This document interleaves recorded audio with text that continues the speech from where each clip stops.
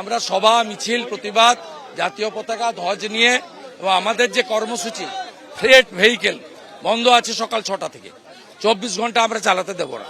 আমাদের সর্বত্র হিন্দু ভলেন্টিয়াররা হিন্দু সেনারা তারা নজর রেখেছে এবং এখানে যারা ট্রেডের সঙ্গে যুক্ত তারাও কোঅপারেট করছে, তারা আজকে চালাচ্ছেন।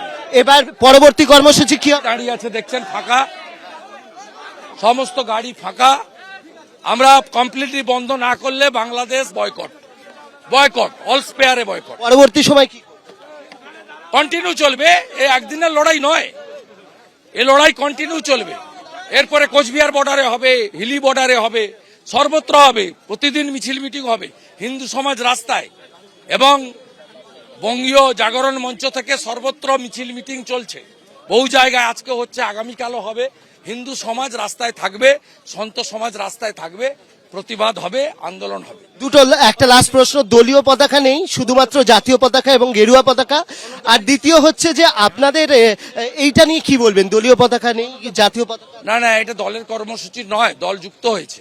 কারণ ভারতবর্ষে ভারতীয় জনতা পার্টি সনাতন সংস্কৃতি এবং ভারতীয় সংস্কৃতির রক্ষা করার লড়াই করেন, নেশন ফার্স্ট মন্ত্রে করে। লাস্ট মনে করি এটা কোনো একটা রাজনৈতিক দলের বিষয় নয় যে হিন্দুরা তৃণমূল সিপিএম করেন বা যদি কংগ্রেসও করে থাকেন, এই হিন্দুদের অস্তিত্ব রক্ষার লড়াই।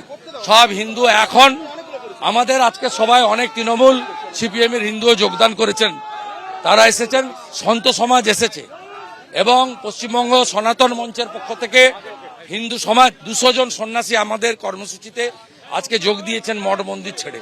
মতুয়া সমাজের সমস্ত সংঘাধিপতি সহ তাদের মতুয়া সমাজের গোসাইরা সবাই আমাদের দলপতিরা এসেছেন। স্বাভাবিকভাবে এটা সমগ্র হিন্দু সমাজের লড়াই। আপনি যদি হিন্দু হয়ে থাকেন এটা আপনারও লড়াই। বিধানসভার কোন উত্তর দেবেন মমতা বন্দ্যোপাধ্যায়ের প্রশ্ন? আগামীকাল ওয়াকআপে আমি বলবো, উনি যে ধরনের অ্যাপিজমেন্ট পলিটিক্স করছেন তার উত্তর আমরা দিয়ে দেবো। ভয় পাচ্ছে, হিন্দুরা জোট বাঁধছে তাই এই কথা বলছে। আমি তো গত পরশুদিন যেটা বলেছিলাম ওইটা মুখ্যমন্ত্রী বলেছে যে জাতিসংঘের পিস কিপিং ফোর্স, তা উনার এমপিদের বলুন না পার্লামেন্টে বলতে। উনি লাঞ্চের আগে বিধানসভায় বাংলাদেশ নিয়ে গম্ভীরাস্ত্র দিয়েছেন আর এখন ওয়াকআপ নিয়ে তোষণের রাজনীতি করবেন। একই অঙ্গে বহুরূপ।